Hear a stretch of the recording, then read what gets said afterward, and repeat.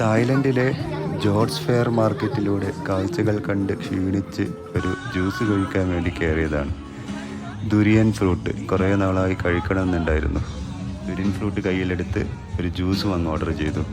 കൂടെ ഒരു ഫൈസുവിൻ്റെ ഫേവറേറ്റായ തണ്ണിമത്തൻ ജ്യൂസും.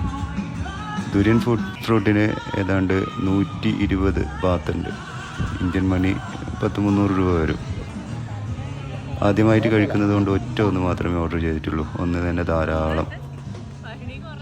ഫൈസുവിൻ്റെയും അസുലുവിൻ്റെയും എക്സ്പ്രഷൻ കണ്ടാൽ അറിയാം ദുരിയൻ്റെ ടേസ്റ്റ് അടിപൊളി. അവസരം കിട്ടുമ്പോൾ ഒരിക്കലെങ്കിലും ഇതൊന്ന് ടേസ്റ്റ് ചെയ്ത് നോക്കണം. നല്ല വെളുത്തുള്ളി ചതച്ചരച്ച് ജ്യൂസാക്കിയതുപോലെയുണ്ട്.